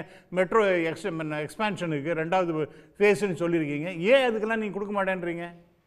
அப்போ கேட்டால் நாங்கள் பட்ஜெட்ரி அலோகேஷன் இதெல்லாம் முன்னாடி அக்செப்ட் பண்ணிட்டதை நீங்கள் யூ cannot retrieve that. அதெல்லாம் that is all on record. You cannot go back on your assurances. நீங்கள் சொன்னது போல் எஸ் இதெல்லாம் இல்லை அப்படின்னா நாம் அதை பற்றி நம்ம டிஸ்கஸ் பண்ணலாம். அவங்க ஒன்றும் சொல்லலைன்னு சொல்லலாம். பட் சொன்னதையே நீங்கள் கொடுக்க மாட்டேன். இப்போ என்ன சொல்கிறாங்கன்னா, ஏஷியா இன்ஃப்ராஸ்ட்ரக்சர் இன்வெஸ்ட்மெண்ட் பேங்க், அது பைஜிங்கில் ஹெட் குவார்ட்டர்ஸ் இருக்குது. அங்கே போய் நாம் தமிழ்நாடு அரசும் கேட்க போகிறது. அதுக்காக முயற்சிகள்லாம் நடந்து கொண்டு இருக்கின்றன. ஏன் சார் நம்ம இந்தியாவில் இருக்கக்கூடிய அரசாங்கம் நம்ம ஹெல்ப் பண்ணலை, நம்ம ஒரு ஏஷியா அளவில் இருக்கக்கூடிய பேங்க்கில் போய் நம்ம பணத்தை கடனை வாங்கி முழுமையாகவும் இதற்காக செய்யணும்னு சொன்னால், நான் கேட்குறேன் திரு குணா அவர்களே, நான் முதல்ல திரு அருண் ஜேட்லி தான் இந்த வார்த்தையை பயன்படுத்தி நான் நீங்களாம் அதை கேட்டிருப்பீங்க. நான் ரொம்ப பெருமையாக பேசினேன். கோஆபரேட்டிவ் ஃபெடரலிசம்னு சொன்னதை பற்றி வானளாவி புகுந்தேன். ஆஹா, இது மாதிரி ஒரு வார்த்தையை நம்ம கேள்விப்பட்டதில்லை. மாநில அரசும் மத்திய அரசும் ஒன்றாக இணைந்து இயைந்து செயல்படும் அப்படிங்கிற மாதிரிலாம் பேசுகிறாங்க. இதெல்லாம் கேள்விப்படாத சமாச்சாரம். இதெல்லாம் வெறும் வெத்து பேச்சு. நீங்கள் மெட்ரோ 2க்கும் கொடுக்கல, மதுரையை பற்றி பேச்சு இல்லை, கோயம்புத்தூரை பற்றி பேச்சு இல்லை, எல்லாம் நீங்களாக பார்த்துக்க வேண்டியதுன்னு சொன்னால், அப்போ நாங்கள் ஏன் சார் கான்ட்ரிபியூட் பண்ணுறதுக்கு எங்களுடைய பணத்தெல்லாம் நாங்கள் ஜிஎஸ்டி கொடுத்துட்டுருக்கோம், இன்கம் டேக்ஸ் கொடுத்துட்டுருக்கோம், இதெல்லாம் நாங்கள் கொடுத்துட்டுருக்கும் பொழுது அதுலேருந்து ஒரு ஷேர் கேட்குறது எங்களுக்கு உரிமை இல்லையா? Are we not entitled to ask for our share from the government of India? இதெல்லாம் நம்ம கேட்டோம்னா நாம் வேறு ஏதாவது பேசுவோம், கோவப்பட்டு பேசுவாங்க. But it is not fair at all. நீங்கள் இப்போ நீங்கள் சொன்னது போல் இந்த தடவைக்கே அனௌன்ஸ்மெண்ட் வந்தது on the floor of the house, பார்லிமெண்ட்டை சொல்லிங்க, 75,976 கோடி ரூபாய்கள் மெட்ரோக்காக. டெல்லிக்கு தான் 43,431 நீங்களே போட்டிங்க, மும்பைக்கு 4,402, பெங்களூருக்கு 7,659, சூரத்துக்கு 3,962, கான்பூருக்கு 2,629, இப்படி அது பாட்டு போயிட்டே இருக்குது. ஆக்ராவுக்கு 1,914, பாட்னாக்கு 1,176, போபாலுக்கு 830. ஆனால் தமிழ்நாட்டை பொறுத்த வரைக்கும் 0. நம்ம ஒன்றே தான் வச்சுருக்கோம். இப்போ கொச்சிலாம் பார்த்தீங்கன்னா முன்னாடி ஒன்றுமே கிடையாது சார். நாமெல்லாம் எப்போவோ மெட்ரோவெல்லாம் பற்றி பேச ஆரம்பித்த போது அங்கே அதற்கு பிறகு எல்லாம் ஆக்ஷன் எடுத்து அங்கே வந்தாச்சு. இப்போ செகண்ட் ஸ்டேஜ் அங்கே போயிட்டுருக்கு. இன்னொன்று முக்கியமான விஷயம் நான் சொல்கிறது, மோனோல் ரயில் தான் நம்ம பெருமையாக அதை பற்றி நம்ம ஏதோ பேசிகிட்டு இருக்க மொழியை மெட்ரோவை பற்றி பேச, மெட்ரோனுடைய பயன்பாடு என்பது மிகப்பெரிய அளவிற்கு இந்தியாவில் இருந்து கொண்டிருக்கின்றது.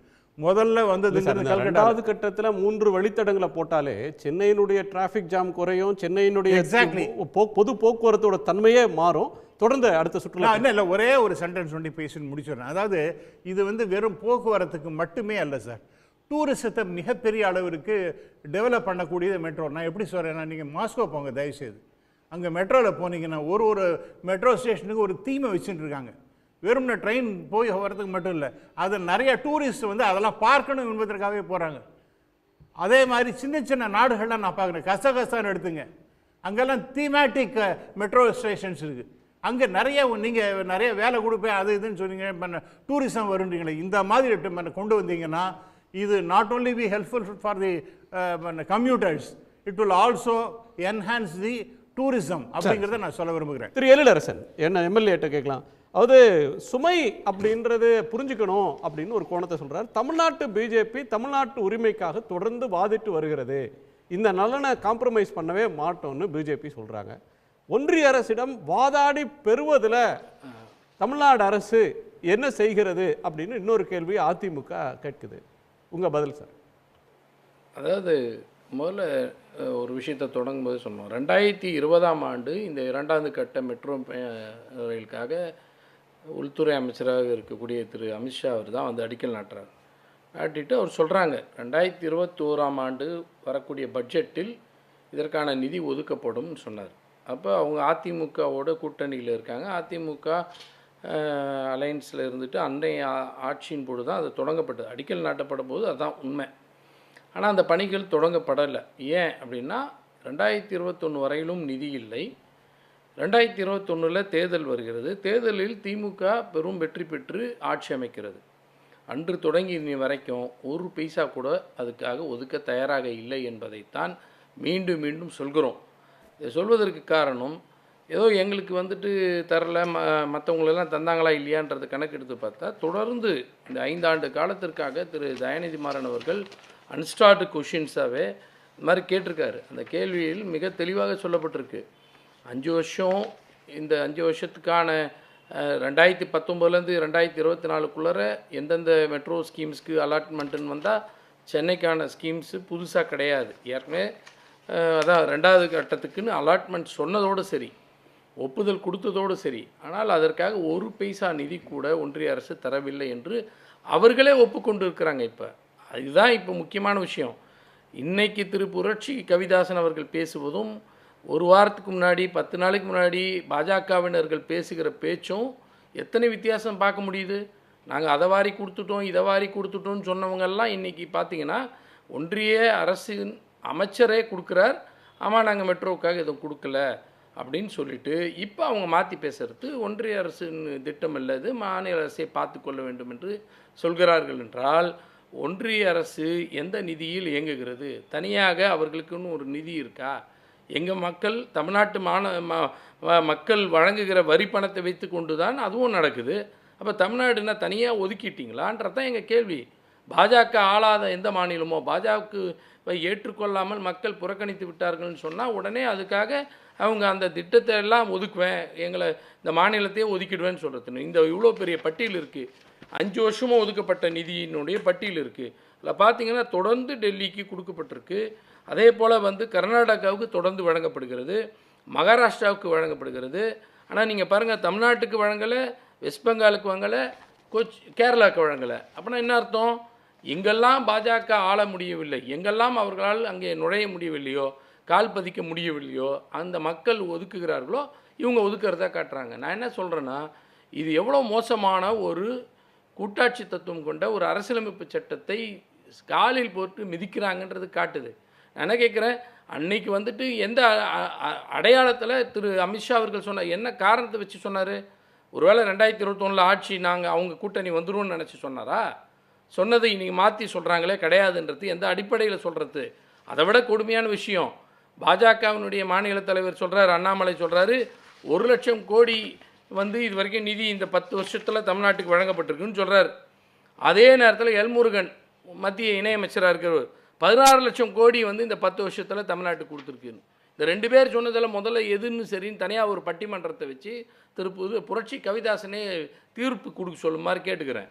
ஏன்னா 2 பேர் அந்த பாஜகவை சேர்ந்தவர்களுக்குள்ளறிவே இவ்வளோ தவறான ஒரு புள்ளி விவரத்தை கொடுக்கறதுன்றது எந்த வகையில் 4 சேர்த்து போட்டு சொல்லுவார் சார். கேட்கறதுக்கு எந்த விதமான எழிலரசன் புரட்சி கவிதாசன் பட்டிமன்றம் நடத்தினாருன்னா 10 14 சேர்த்து 24ன்னு சொன்னாருன்னா ஏற்றுப்பீங்களா? 20 ஐயோ கொடுமையான விஷயம். நான் என்ன சொல்கிறேன், இந்த மாதிரி ஒரு பட்டிமன்றத்தை நாங்கள் எதிர்பார்க்கவே இல்லை. கொடுப்பாருன்னா கொடுக்கறதுக்கு தான் நாங்கள் என்ன பண்ணுறது? நான் திரும்ப என்ன கேட்குறேன்னா, அதிமுகவும் இதில் சேர்ந்து கொண்டு பேசுகிறது. இதில் என்ன கேவலமான விஷயம்னா, மாநில அரசு பாதிக்கப்படுகிறது, மாநில மக்கள் பாதிக்கப்படுகிறார்கள். அந்த மாநில மக்களுக்கான நலன் சார்ந்து பேச வேண்டிய எதிர்க்கட்சியை சார்ந்த எடப்பாடி பழனிசாமியோ அல்லது அதிமுகவை சேர்ந்தவர்களோ பாஜகவோடு கைகோர்த்து கொள்வதிலும் கள்ள தொடர்பு ஏற்படுத்திக் கொள்வதிலும் மட்டும்தான் அக்கறையோடு இருக்காங்க. அதனால தான் பொய்யான ஒரு தகவல்களையும் பேசி கொண்டிருக்கிறாங்க. திமுக தொடர்ந்து போராடுகிறது, திமுக தொடர்ந்து குரல் எழுப்புகிறது. திமுக பட்ஜெட் வாசித்த முதல் நாள்லேருந்து கேட்குறதே இதை தானே கேட்குறோம். வெள்ள நிவாரண தொகை தரல, இது மாதிரி மெட்ரோ ரயில் திட்டம் தரல, போதாக்குறைக்கு நீங்கள் எய்ம்ஸ் மருத்துவமனை கட்டித்தரும்னு சொல்லி 5 ஆண்டுகள் கடந்து விட்டது, ஒரு சுற்றுச்சுவர் கூட கட்டி முடிக்கல. அதே நேரத்தில் நாங்கள் அறிவித்து 1 வருடம் கூட ஆகலை. கலைஞர் நூற்றாண்டை முன்னிட்டு ஒரு பெரிய மருத்துவமனையை, மல்டி ஸ்பெஷாலிட்டி மருத்துவமனையை சென்னையில் கட்டி முடிக்கப்பட்டு இன்றைக்கு மக்கள் பயன்பாட்டில் இருக்குது. நீங்கள் சரியாக குறிப்பிட்டு சொன்னீங்க, மெட்ரோ ரயில் திட்டத்திற்கு ஏன் இவ்வளோ துடிக்கிறோன்னு சொன்னால், மெட்ரோ ரயில் திட்டத்தின் மூலமாக இன்றைக்கு போக்குவரத்து நெரிசல் குறைக்கப்படுகிறது. இன்றைக்கு இந்த 5 வருடங்களில் மட்டும் 25 கோடி பேர் இன்றைக்கு பயணித்திருக்காங்க. 2023 ஆண்டு கடந்த ஒரு வருடத்தினுடைய புள்ளி விவரம் மட்டும் 9 கோடி பேருக்கு மேற்பட்டவர்கள் சென்னை மெட்ரோ ரயிலில் பயணித்திருக்கிறாங்கன்னு சொன்னால், இந்த 2ஆம் கட்ட மெட்ரோ ரயில் திட்டம் வருகிற பொழுது இன்னும் எவ்வளோ அளவுக்கு வளர்ச்சி பெறும், எவ்வளோ அளவுக்கு போக்குவரத்து நெரிசலை குறைக்கின்றது தான். திமுக அரசு எப்படி பார்க்குறதுன்னா, இன்றைக்கு கோவையில் திமுகவுக்கு ஒரு சட்டமன்ற உறுப்பினர் கூட கிடையாது. பாஜகவுக்கு 1 இருக்குது, மீது எல்லாம் அதிமுகவுக்கு. ஆனால் திமுக அரசு, எங்களுடைய மாண்புமிகு முதலமைச்சர் என்ன சொல்கிறாரு, அடுத்த மெட்ரோ ரயில் திட்டமே கோயம்புத்தூருக்கு தான் வேணும்னு கேட்குறாரு, கோயம்புத்தூருக்கு தான் திட்டம் கொடுக்கணும்னு சொல்கிறாரு. இன்றைக்கி அதே போல் பார்த்திங்கன்னா டைடல் பார்க்கை போல் ஒரு பெரிய இன்னொரு டைடல் பார்க்கை, ஐடி பார்க்கை உருவாக்கக்கூடிய இடமா அதை உருவாக்குறாரு. பல தொழிற்சாலைகளை கொண்டு வருவதற்காக அங்கே முனைப்பு காட்டப்படுகிறது. இது எங்களை புறக்கணிச்சிட்டாங்க, எங்களுக்கு ஓட்டு போடல, எங்களுக்கு எம்எல்ஏஸ் கொடுக்கலன்னு சொல்லிட்டு கோவையை விட்டுருமா? கிடையாது. சேலத்தில் அதே போல தான், ஒரு சட்டமன்ற உறுப்பினர் மட்டும்தான் திமுக கிடைச்சிது, மீதி 9 பேர் கிடையாது. ஆனால் இன்றைக்கி என்ன, சேலத்தில் கொடுக்கப்பட்டிருக்கக்கூடிய நிதி, சேலத்தில் ஒதுக்கப்பட்டிருக்கக்கூடிய திட்டங்கள் அத்தனையும் பாருங்கள், பட்ஜெட் எடுத்து படித்து பாருங்கள், அத்தனையும் வந்துட்டு எங்களுக்கு சிறந்த திட்டங்களை வழங்குகிறது. இங்கே அவர் புரட்சி கவிதாசன் அவர்கள் ரொம்ப பெருமையோடு சொல்லிட்டார் விசாகப்பட்டினத்துன்னு. அது ஹெட்டு எடுத்து படித்து பாருங்கள். அதாவது பட்ஜெட்டில் இருக்க பக்கத்திலே பாருங்கள், ஆந்திர பிரதேஷ் ரீஆர்கனைசேஷன் ஆக்ட் அப்படின்ற கீழே தான் கொடுக்குறாங்க. அதுவும் under this act for promoting industrial development funds will be provided for essential infrastructure such as water, power, railways and roads in Koparthi node on the Visakhapatnam Chennai industrial corridor and Orvakkal node on Hyderabad Bengaluru industrial corridor. இது ரெண்டும் என்ன, Hyderabad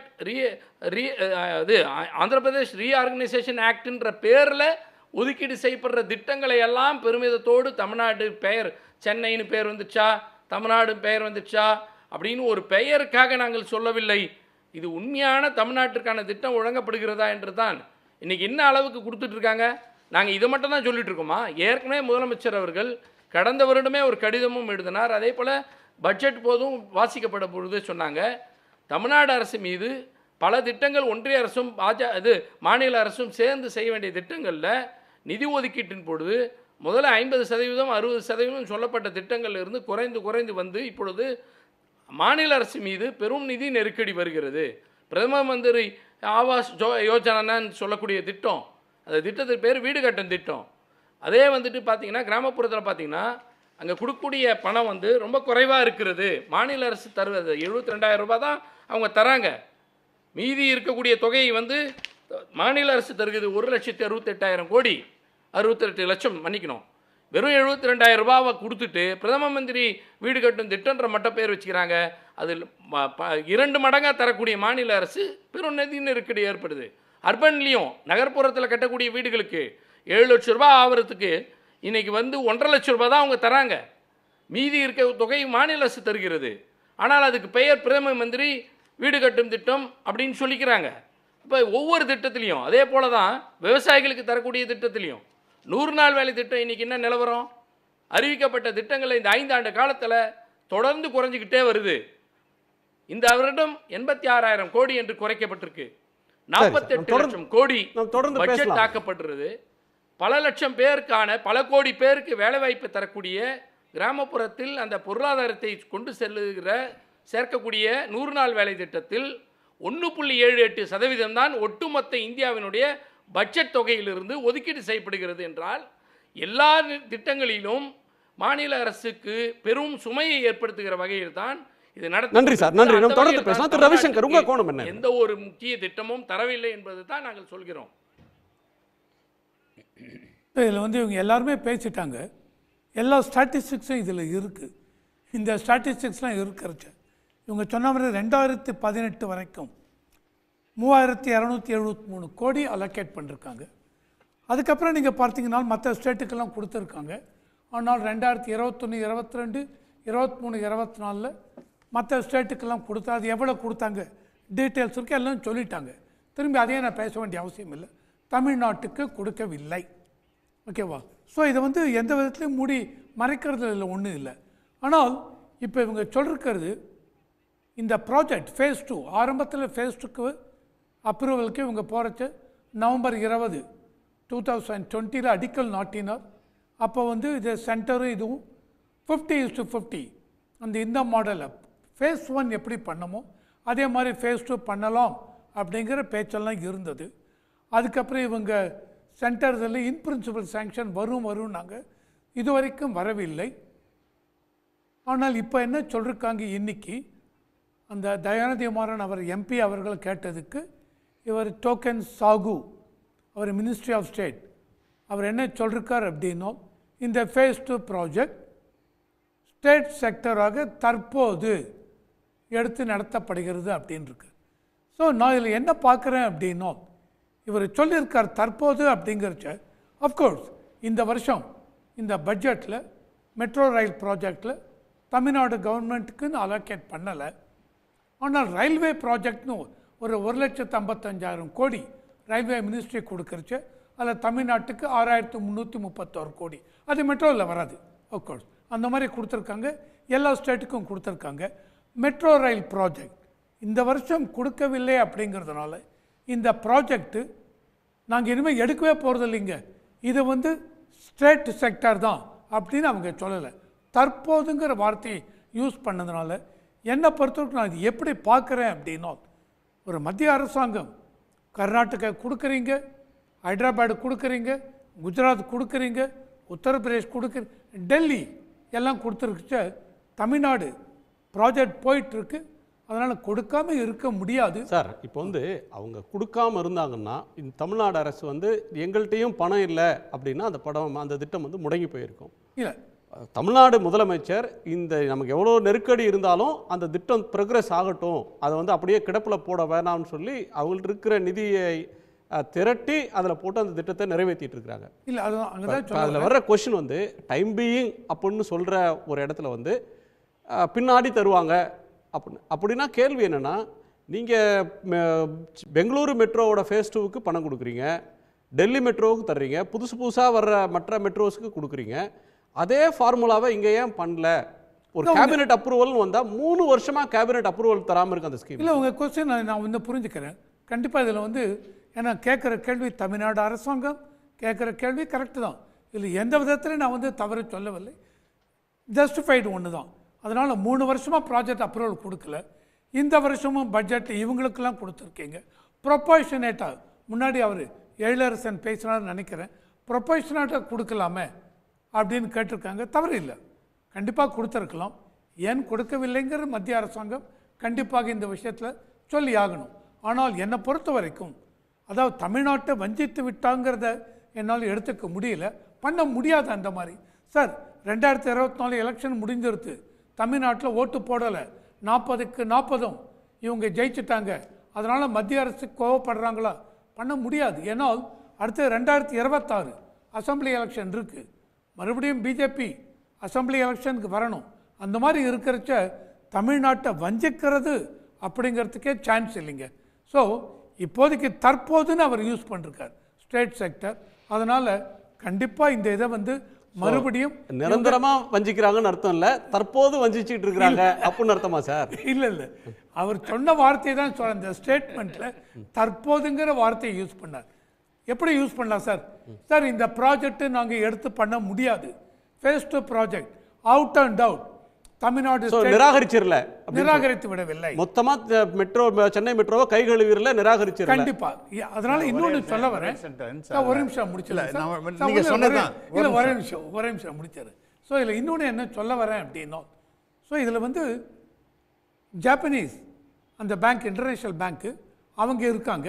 20,000 crores. Sir அதெல்லாம் கடன் sir. மாநில அரசு கடன் வாங்குது, கடனை வந்து மாநில அரசு கட்ட போகுது. அது கேரண்டி தான் அவங்க தர போறாங்க. கண்டிப்பா இல்ல கேரண்டி, சவரின் கேரண்டி அவங்க தான் தரணும். வேற என்ன பண்ணணும்? ஆமா, தமிழ்நாடு அரசாங்கம் திருப்பி கட்ட போறாங்க. ஒருவேளை இந்த ஒரு பர்டிகுலர் டேட்ல கட்ட முடியலன்னா இந்திய அரசாங்கம் தான் கட்டி முடிக்கணும். ஆனால் இது தமிழ்நாடு அரசாங்கத்தை அப்படியே விட்டுற மாட்டாங்க. இது என்னுடைய ஒப்பீனியன். சார் அதில் சார் அதில் ஏதோ சேர்த்து கேட்கணும். இல்லை சொல்லுங்க சார். கேட்கணுங்க.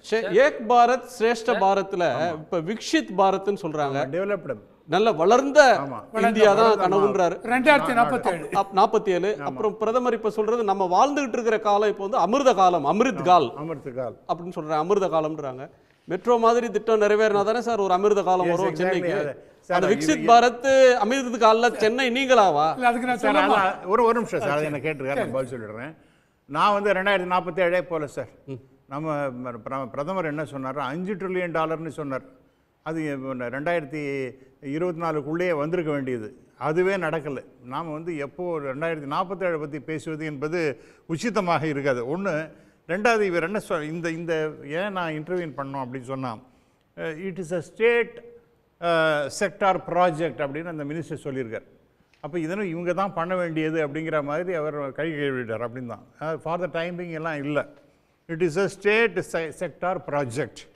அடுத்தது, Tamil Nadu will bear the cost of the project for the time being or currently அப்படிலாம் ஒன்றும் இல்லை.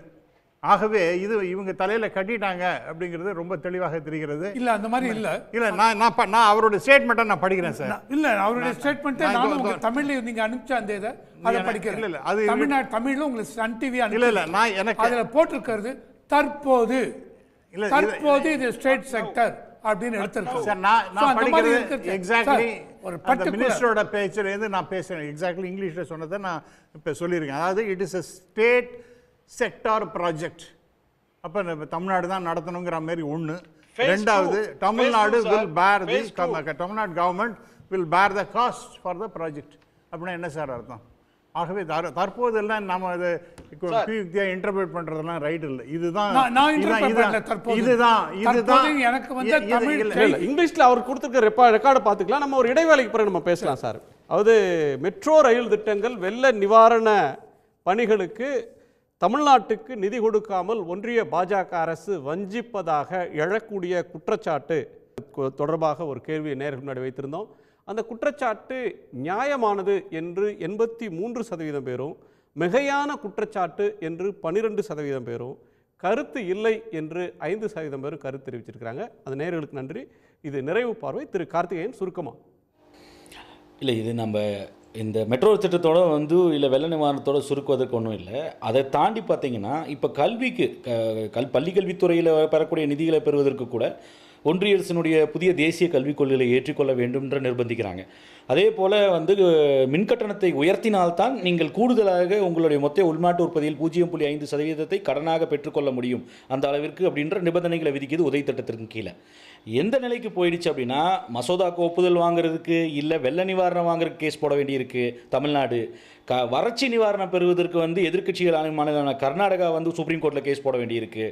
இல்லை இங்கே வந்து எங்களுக்கு வந்து கடன் வாங்க விட மாட்டேன்றாங்க, ஒரு மாநில அரசு எங்களால் கடன் வாங்க முடியல அப்படின்னு சொல்லி உச்சநீதிமன்றத்தில் போய் வழக்கு தொடர வேண்டியிருக்கு. அது எதிர்க்கட்சி மாநிலம் ஆளும் மாநிலமாக இருக்கும்போது.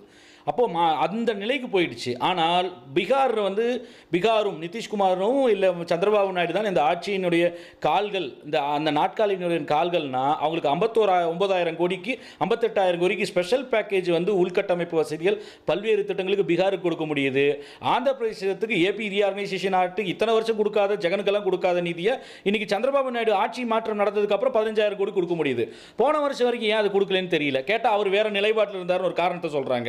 பட் இதெல்லாம் வந்து எப்படின்னா அப்பட்டமாக எதிர்க்கட்சிகளும் ஆளும் மாநிலங்களை அரசியல் ரீதியாக வந்து மட்டுமே கையாளுது. அரசியலமைப்பு சட்டப்படி இல்லை வந்து கூட்டாட்சி தத்துவத்தின் அடிப்படையில் மாநிலங்களை மாநிலங்களாக அந்த மக்கள் வாக்களிக்கிறாங்களோ இல்லையோ அவர்களையும் இந்த நாட்டின் மக்களாக பாவிக்கக்கூடிய மனோநிலை வந்து ஒன்றிய பாஜக அரசு இல்லை. அப்பட்டமாக எங்களுக்கு வாக்களிக்கவில்லை என்றால் உங்களுக்கு வந்து நிதி ஒதுக்க முடியாது. இதை விட வெளிப்படையாக எப்படி சொல்ல முடியும்? அன்புமணி ராமதாஸ் பாமகவினுடைய தலைவர் வந்து வெளிப்படையாகவே சொல்கிறார், எங்களுக்கு 25 சீட் கொடுத்திருந்தீங்கன்னா நான் உங்களுக்கு நிதி கொடுத்துருப்பேன். இதை விட வேற ஒப்புதல் வாக்குமூலம் வேணுமா? நன்றி சார். நன்றி. காசு தர முடியாது. இதை விட வேற என்ன ஒப்புதல் வாக்குமூலம் இருக்கு? நன்றி நன்றி நன்றி நன்றி. திரு புரட்சி கவிதாஸ். இல்லை, எனக்கு என்ன சந்தேகமாக இருக்குன்னா, இது திராவிட மாடல் அரசாங்கம் இந்தியாவுக்கே வழிகாட்டுகிறது. இந்த திராவிட மாடலை நாங்கள் வந்து கர்நாடகாவுக்கு கொண்டு போவோம், கேரளாவுக்கு கொண்டு போவோம், ஊபி மாப்பிக்கெல்லாம் கொண்டு போவோம், தெற்கு வந்து வடக்குக்கு வழிகாட்டும், இப்படியெல்லாம் பெருமை பேசுகிற நீங்கள் இதுலேயும் பெருமை பேச வேண்டியது தானே? அதிகமாக ஜிஎஸ்டி நாங்கள் கொடுக்குறோம், நாங்க கொடுக்கிற ஜிஎஸ்டி தான் கேக்குறீங்க. வரியை வந்து தமிழ்நாடு தர வேண்டாம்னு விட்டாங்க. ஜிஎஸ்டி கான்ட்ரிபியூஷன் பண்ண வேண்டாம், ஜிஎஸ்டியை தமிழ்நாடே வச்சுக்கலாம்னு சொல்லிடுங்க. அதுக்கு அப்புறம் நாங்க வலிக்க இல்ல, பெருமை பேசுங்க, உரிமையை கேட்காதீங்கன்னு சொல்றீங்களா? இல்ல சார், நீங்க பெருமை பேசுற அதே நேரத்துல உரிமையும் கேட்கணும்ல. ஸ்டேட் ஜிஎஸ்டி இருக்கு, இல்ல கேட்கிறது உரிமை இல்லையா சார்? ஸ்டேட் ஜிஎஸ்டி இருக்குது, சென்ட்ரல் ஜிஎஸ்டி இருக்கு. அதுல ஸ்டேட் ஜிஎஸ்டி வந்து நீங்க என்ன பண்ணிட்டு இருக்கீங்க? சென்ட்ரல் ஜிஎஸ்டில இருந்து தான் கேக்குறீங்க. நிதி ஆயோக் கூட்டத்துக்கு ஏன் போக மாட்டேங்கிறீங்க? அப்ப டிவிசிவ் பூல்ல வந்து இயர்மார்க் ஆகக்கூடிய 41% கரெக்ட்டா போறீங்களா? டிவிசிவ் பூல்ல வந்து டிவிசிவ் பூல்ல 41% கொடுக்கணும்னு சொல்லி நீங்க வந்து நிதி ஆயோக் போக மாட்டீங்களா? ஃபைனான்ஸ் கமிஷன் ஃபிக்ஸ் பண்ணதுக்கு நீங்க தொகையை வந்து கொடுக்குறீங்களா? அத கொடுங்க. அதே மாதிரி டிவிசிவ் செஷன் சர்சார்ஜ் குறைச்சிட்டு பகிர்ந்திருக்கக்கூடிய வந்து தொகுப்புல இருக்கக்கூடிய நிதியை வந்து உயர்த்துங்க. நீங்க வந்து நீங்க எதுக்கு நான் உங்களை கேட்க போறேன்னு சொல்லி மாநில அரசு அவங்களே சுயசார்பா இருந்துப்பாங்கல்ல. எதுக்காக நீங்க நிதி கொடுக்க வேண்டிய தேவையே இல்லையே? அப்படி பெருமை பெற்றுவீங்க, ஆனா போய் கேட்க வேண்டிய இடத்துல கேட்க மாட்டீங்க. கோர்ட்டுக்கு போவீங்க, பிரச்சாரம் பண்ணுவீங்க. இதே வார்த்தையை நிதிஷ்குமார சொல்ல முடியுமா? அவரு தான் புறக்கணிச்சாரு. எங்க சொல்லுங்க, பெருமை பீத்திட்டாரு. நிதிஷ்குமார பார்த்து இந்த பிஜேபியால சொல்ல முடியுமா? எங்க வாய் திறந்து சொல்லுங்க பார்க்கலாம். நிதிஷ்குமார் புறக்கணிச்சாரு, அவரு தான் போகல. எங்க சொல்லுங்க பார்க்கலாம், பெருமை பீத்தினாருன்னு. நீங்க முன்னேறியுள்ள மாநிலங்களையும் முன்னேறிய மாநிலங்களையும் முன்னேறாத மாநிலங்களையும் நீங்க சமமா பாவிக்காதீங்க. பாரத மாதாவுக்கு எல்லாமே புள்ளதான். நீங்க தான் சொன்னீங்க திராவிட மாடல் ஒண்ணுமே பண்ணல நீங்க சொல்றீங்க. இப்ப கேட்டா முன்னேறிடுச்சு நீங்களே சொல்றீங்க. எது உண்மை? ஒரு தெளிவுக்கு வாங்க. தமிழ்நாடு முன்னேறிடுச்சா, வளர்ந்துருச்சா? 50 ஆண்டு கால திராவிட அரசுகளுடைய ஆட்சியில வளர்ந்துருச்சா, முன்னேறிடுச்சான்னு ஒரு முடிவுக்கு வாங்க. இல்ல முன்னேறலையான்னு ஒரு முடிவுக்கு வந்துட்டு அதுக்கப்புறமா விவாதத்துக்கு தொடங்குங்க. நீங்க தான் சார் வரணும், நீங்க தான் வரணும். நீங்க தான் வரணும். ஒரு பக்கம் வந்து தமிழ்நாடு சீரழிஞ்சிருச்சுன்னு சொல்றீங்க, வளரவே இல்லைன்றீங்க. இப்ப கேட்டா நீங்க வளர்ந்துட்டீங்க, உங்களுக்கு எதுக்கு நிதி? அங்க வளராத மாநிலங்களுக்கு தான் நிதி கொடுக்கணும்னு சொல்றீங்க.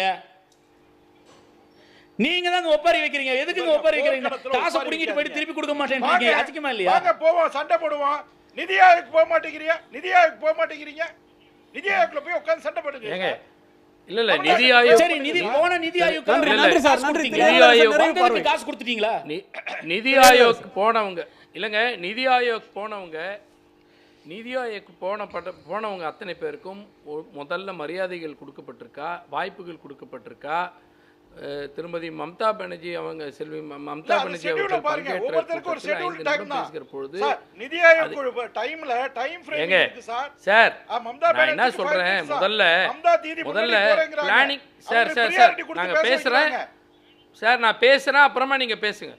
பிளானிங் கமிஷன் ஒன்று இருந்தது, அதை எதுக்காக மாற்றினாங்கன்னு சொன்னால், அதுக்கு அதிகாரமே இல்லாத நிதி ஆயோக்குன்னு ஒன்றத்தை கொண்டு வந்து இப்படி தேவையில்லாமல் எங்களுக்கு நிதி பகிர்வில் மிக மோசடியான ஒன்றை பார்த்து கொண்டிருக்கீங்க. ஏன் அண்ணா வந்து மாநில சுயாட்சி வேணும்னு பேசினார், ஏன் கலைஞர் மாநில சுயாட்சி தீர்மானத்தை நிறைவேற்றினாருன்னா இதுக்கு தான் சொன்னார். நீங்கள் நாட்டை முதல்ல பாதுகாக்குங்க, உங்ககிட்ட இருக்கக்கூடிய ரயில்வேஸை ஒழுங்காக பாதுகாத்தீங்கன்னா விபத்து நடக்காமல் பார்த்துங்க, உங்ககிட்ட இருக்கக்கூடிய இராணுவத்தை ஒழுங்காக கட்டமைச்சிங்கன்னா நாட்டில் சீனா நாடோ பாகிஸ்தான் நாடோ அந்நிய நாடோ உள்ளர நுழைஞ்சிடாமல் பார்த்துக்குங்க. இது மாதிரி வந்துட்டு இமாச்சல பிரதேசில் சீனா வந்துட்டு ஒரு பெரும் நகரத்தையே உருவாக்கிட்டு இருக்கே, இதை வேடிக்கை பார்த்துட்டு இருக்கிறதுக்கு உங்களுக்கு அந்த தைரியம் இல்லை, அதை எதிர்க்க தைரியம் இல்லை, அதை விரட்ட தைரியம் இல்லை, அறிக்கை குடிக்க தைரியம் இல்லை. ஆனால் பாரத நாடுன்னு மட்டும் பேசிக்கிறதுக்கு மட்டும்தான் உங்களுக்கு தெரியும். இதெல்லாம் முன்னாடியே அண்ணா தெரிஞ்சு தான் சொன்னார். இதெல்லாம் முதலே கலைஞர் தெரிஞ்சு தான் 1974 மாநில சுயாட்சி தீர்மானத்தை கொண்டு வந்தார். எங்களுக்கான நிதியை நாங்கள் பார்த்துக்கொள்கிறோம், நாங்கள் அதை நிர்வகித்துக் கொள்கிறோம், மக்களோட நெருக்கமாக இருக்கிற நாங்கள் தான் முடிவு எடுக்கணும் இதெல்லாம். அதனால் எங்ககிட்ட இந்த அதிகாரங்களை கொடுங்கன்னு எதிலேயே கேட்டார்னா இதுக்கு தான். இன்றைக்கி உட்காந்துட்டு திராவிட மாடல் ஆட்சியை பற்றி பேசுகிற பொழுது 2 நிலை எடுக்கிறீங்க. ஒன்று, வளர்ந்துட்ட மாநிலம் அதுக்கு எதுக்கு நிதின்னு கேட்குறீங்கன்னு சொன்னால், நாங்கள் வளர்ந்துட்டோன்றத நீங்கள் எந்த அளவுகோள்களை ஏற்றுக்கொள்கிறதுக்கு நீங்கள் இல்லை. 13 அளவீடுகளை குறியீடுகளை நாங்கள் வளர்ந்துருக்கிறோன்னு உங்கள் அறிக்கையை சொல்லுது, நிதி ஆயோக் அறிக்கையும் சொல்லுகிறது, ஐநா சபையில் உள்ள அறிவிக்கப்பட்டிருக்கக்கூடிய குறியீடுகளும் அதைத்தான் தமிழ்நாடு என்று சொல்லுகிறது. ஆனால் நீங்கள் எப்படி நடத்திட்டு இருக்கீங்கன்னா, நீங்கள் முதியோர்களுக்கு வந்து சலுகை வழங்கப்படும் ரயில்வேஸ்லன்னு சொல்லப்பட்டு இருந்தது. இது வழங்கிட்டு இருந்த திட்டத்தை நீங்கள் என்ன பண்ணியிருக்கீங்க, இந்த 3 வருஷத்தில் 6 கோடி பேர் அவங்க பயணித்தவங்க ஒன்று ரிசர்வேஷன் பண்ணிட்டு பயணித்தாங்க, ஒரு 6 கோடி பேர் ரிசர்வேஷன் பண்ணாமல் பயணிச்சிருக்காங்க. இவங்களை பற்றி நீங்கள் என்ன சொல்லியிருக்கீங்கன்னா, இந்த 3 வருஷத்தில் அந்த சலுகையை ரத்து செய்ததில் 1667 கோடி ரூபாய் மிச்சப்படுத்தியிருக்கீங்கன்னு சொல்கிறீங்க. கேவலமாக இல்லைங்க? ஒரு வீட்டில் பெரியவங்க இருக்காங்க, எங்கள் வீட்டில் இருக்கவங்க தாத்தா பாட்டிக்கு சோறை போடாமல் ஒருவேளை சோறு அவங்களுக்கு போடலன்னா 5000 ரூபாய் இந்த மாதம் என் பட்ஜெட்டில் மிச்சப்படுத்திட்டேன்னு சொன்னால் அதை விட கேவலம் எனக்கு இல்லை, எங்கள் அப்பாவுக்கு இல்லாமல் ஆகிடாது. மூத்தவங்களை கவனிக்க முடியாதுன்னு சொன்னால் அது எவ்வளோ ஒரு குடும்பத்தில் ஒரு பையனுக்கோ அந்த குடும்பத்தில் இருக்கவனுக்கு கேவலமோ அப்படி தான் மூத்த குடிமக்களுக்கு வழங்கிட்டு இருக்க மிச்சப்படுத்திட்டேன். அவங்களுக்கு தர சலுகையை மிச்சப்படுத்தியதில் 1667 கோடி மிச்சப்படுத்திட்டேன்னு சொல்கிற மோடி அரசுக்கு திராவிட மாடல் ஆட்சியை பற்றி சொல்வதற்கு எந்த தகுதியும் இல்லை. நீங்கள் முதலில் செய்ய வேண்டியது எங்களை பின்பற்றி எல்லா மாநிலங்களுக்கு உரிய உரிமைகளை தருவதற்கு பின்பற்றுங்கள். எல்லா மாநிலத்துக்கும் என்ன நியாயமான நிதியை தர வேண்டுமோ அதை தருவதற்கு நீங்கள் முயற்சி எடுங்கள். எல்லாவற்றையும் ஒன்றாக பார்க்க பழகி கொள்ளுங்கள். முதல்ல இது முன்னேறியது இல்லைன்றது நீங்கள் சொல்கிறதுக்கு முன்னாடி நாங்கள் ஏன் முன்னேறணுமோ அந்த பாதையை நீங்கள் எடுங்க.